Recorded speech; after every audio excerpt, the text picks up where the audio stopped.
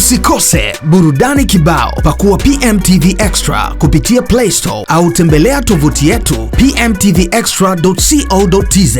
PMTV Extra, tuko kiburudani zaidi. Ikiwa bado watu wanaendelea kujiweka sawa na kanuni mpya za ligi kuu soka Tanzania bara kwa upande wa vilabu, ambapo kwenye upande wa usajili mambo ni mengi kweli inaendelea. Huku wanaambiwa wachezaji wa kigeni wanahitajika 11 tu kwa kila timu, lakini wanaambiwa kila timu lazima isajili wachezaji 40 kwa ajili ya kuwa vyema zaidi kwenye michuano yote tutashiriki, na ili kusaidia ligi kukwama na kusimama sana.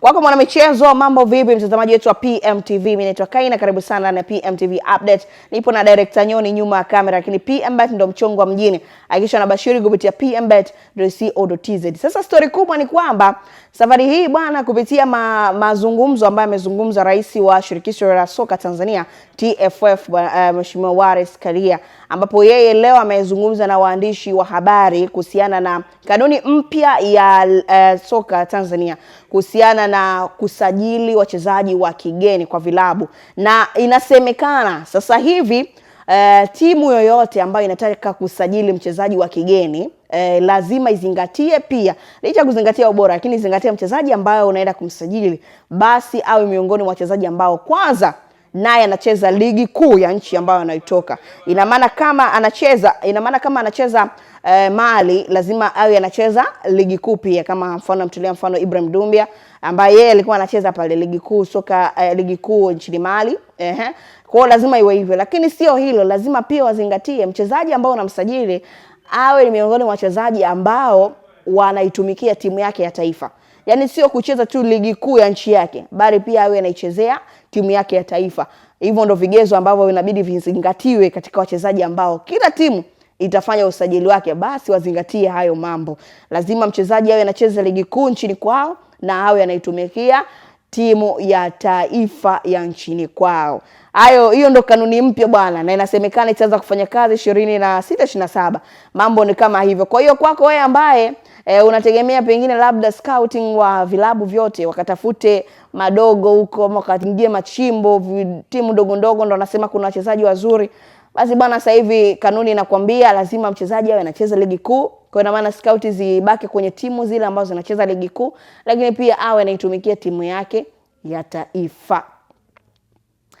Vipi mwenzangu, unaonaje? Pengine labda unaona hii itakuwa poa zaidi, itatuletea vyuma, ama ndio itaumiza vichwa matajiri wa timu kuweza kutoa mkwanja? Maana hapa tunazungumzia mkwanja. Hii ndio mambo ya budget kubwa. Pengine labda tunaenda kuzungumzia pesa sasa. Kumsajili mchezaji ambaye anatumikia ligi yake, pengine inahitaji ushindani mkubwa, maana kila timu inafanya scout kupitia timu hizo.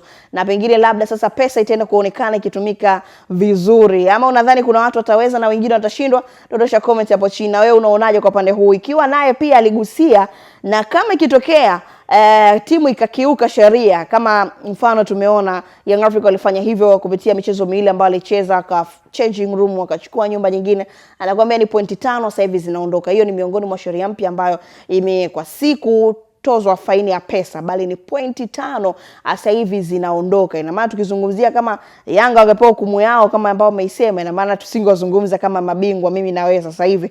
Either tungezungumza Simba ama tungezungumza Azam ama tungezungumza timu yote ambayo pengine ingepata nguvu ya kupambana upe mara baada ya Yanga kukatwa pointi 5, na sisi zingekuwa 5 zingekuwa 10, maana amefanya hivyo mara mbili, mchezo dhidi ya Simba, lakini amefanya hivyo mchezo dhidi ya JKT, ambapo yote hiyo aligoma kubadilisha nguo, changing rooms, na akaelekea kwenye jumba lingine, yenyewe nakwambia jumba la maajabu. Sasa story yangu ilikuwa ni hiyo tu kuhusiana na kanuni za kusajili wachezaji wa kigeni. Hakikisha lazima anatokea ligi kuu nchini kwao, lakini anatumikia timu ya taifa ya nchi yao husika. Bwana, dondosha hapo comment chini kulingana na ile ambayo nimekusogezea hapa. Na hii ni PMTV Update, ambapo sisi tunakusogezea habari zote zinazoendelea katika anga zima la kimichezo. Mimi naitwa Kaina, tunapata kama _KenetZ kupitia kurasa yangu wa Instagram. Nilikuwa na director Nyoni. Shukrani sana.